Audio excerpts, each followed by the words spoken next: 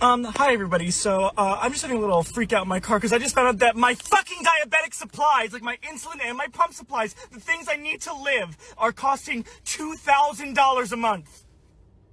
I'm 24. I only just got out of college before COVID hit, and I am not making any good money. How am I supposed to pay $2,000 for something that I didn't do anything to get? America is fucking bullshit. Like, I can't afford to live. I have to pay for something I did not at all do anything to get. So I guess I'll just fucking die. Okay. 2020, when Trump was president, our monthly payment for Hayden's insulin, and insulin is not a negotiable product. It's a product that Hayden will be dependent on for the rest of his life in order to stay alive. It's not rationable. Like, you can't ration it in order to make it go longer. You guys, I'm going to cry. I'm going to cry. Not so much for Hayden because we can absorb this cost. Last year under Trump, our insulin payment went to $60 a month for this box. This is the first time I got this insulin prescription filled since Biden was inaugurated into office. And if you voted him in, I'm a little mad today. I'm a little mad. Because I went to the window of the pharmacy and they said, we set it aside because it's really expensive. Now, I love our pharmacists, but I'm like, what do you want me to do about that? Like, do you want me to say, well, we'll just pass on it for a month? We can't pass on it. We are stuck. We are stuck as a family who doesn't go to the doctor because we see how the system operates. I just was at the dentist getting a crown replacement, and the dentist and I were talking about what a screw job insurance is. Because we see it as providers, as people who work with insurance companies, as business owners in the healthcare profession. We see what a screw job it is. Do you know how much I paid for this one box of insulin? I paid $328 for this one box of insulin that lasts him a month. I paid $328. All right, so I got a serious question for everybody out there. I generally want to know this, okay?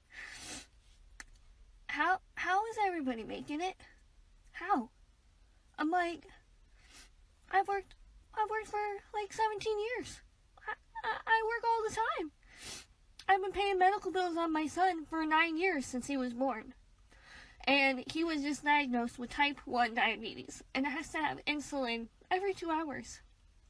I just got his prescription. It was $1,000. I couldn't pay for it. I now have to go in and tell my 9-year-old son I couldn't pay for it. I work a full-time job. My husband works a full-time job. I work third shift. I go to school during the day. How are you guys making it? Am I the only one struggling? How are you guys doing it? Millions of Americans depend on insulin to fight diabetes. That is the 7th leading cause of death in America. But with skyrocketing prices on the drug, many find themselves having to dangerously cut corners with their dosage. Fox 8's Alex Stokes shares a new investigation from Congress that explains why those prices are so high. Insulin has become one of the most essential drugs in a nation plagued by obesity. But a new bipartisan investigation out of the U.S. Senate shows prices have soared because of dealings between the companies that make the product and the middlemen called pharmacy benefit managers who control its distribution. This report just shines a light on how outrageous the whole process has been to skyrocket these prices. State Senator Nikki Antonio co-introduced legislation last year that would cap the cost of insulin in Ohio.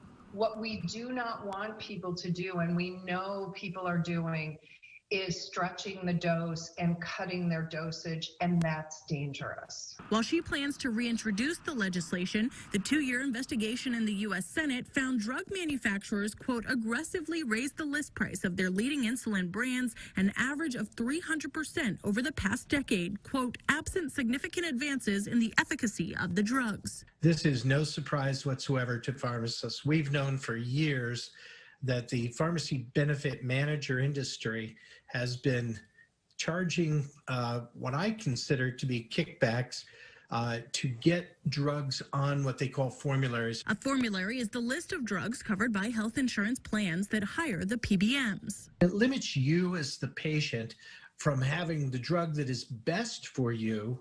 What you're getting is the drug that the largest money is being exchanged in the background. Ohio Pharmacist Association Executive Director Ernest Boyd says the report is still important. But there's a difference, or can be, when a congressional committee pays attention to it and if they take action. In statements, Senators Sherrod Brown and Rob Portman, who both sit on the Finance Committee, praised the bipartisan effort. We have to be careful what the solutions are. I like a solution that hits advertising. I like a solution that hits PBM and their rebate situation. Directly attacking the drug manufacturers would make me nervous.